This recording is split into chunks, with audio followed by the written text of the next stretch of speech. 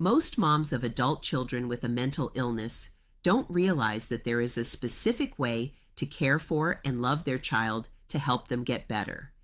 And it doesn't involve abandoning them to figure it out on their own. Hi, this is Barbara, and I've spent years helping thousands of moms who have adult children who struggle with mental illness. And I've noticed a trend. These moms are stuck riding the never-ending roller coaster caused by the chaos of their child's mental illness. It's like, 1 minute, the medication is working. Things seem to be finally looking up. Then all of a sudden, the roller coaster drops again, and moms are left driving themselves crazy, trying to figure out what else they can do to help. The whole time, they're losing sleep, worrying about the worst possible scenarios. Late-night phone calls make their stomachs drop. And even though their child is still there physically, they often feel grief about the way they'd always imagined parenting would be in these later years. Constantly going to new doctors and therapists, or maybe refusing to get help altogether.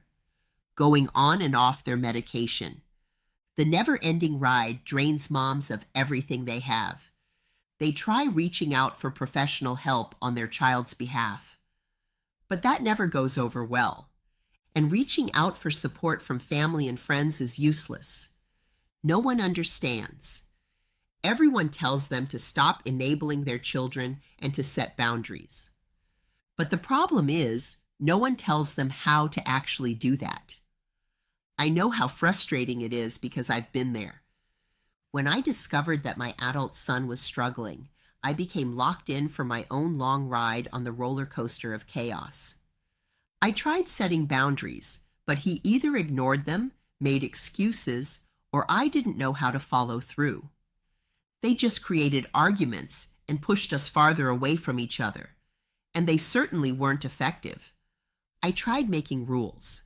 I tried laying down penalties. Nothing changed. The nightmare continued. But then a wise clinician opened my eyes. She showed me the real root of the issue, and it changed everything for me. See, mothers are wired to love our kids a certain way, and that's great for our healthy and well children. But it's the exact opposite of what a child with a mental illness needs. Let me be clear. Our children who struggle with their mental health still need our love. They just need to be loved another way.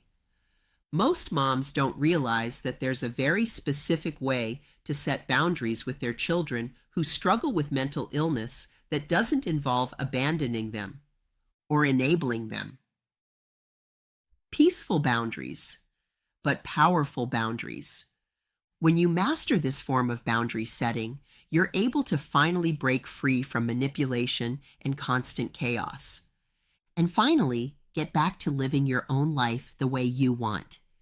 And the best part about it all?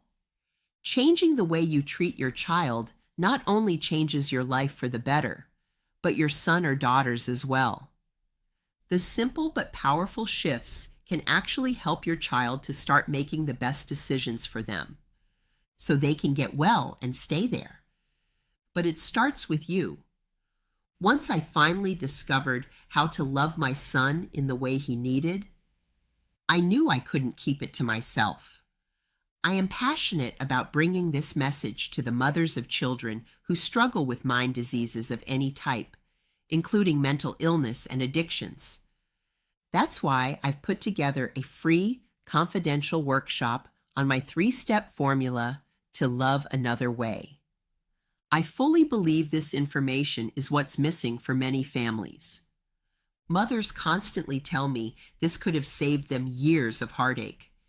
In fact, a few parents were recently talking to my son about how he turned his life around.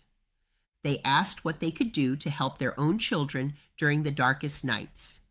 His answer? Listen to my mom. Click the button below to register for our free confidential workshop.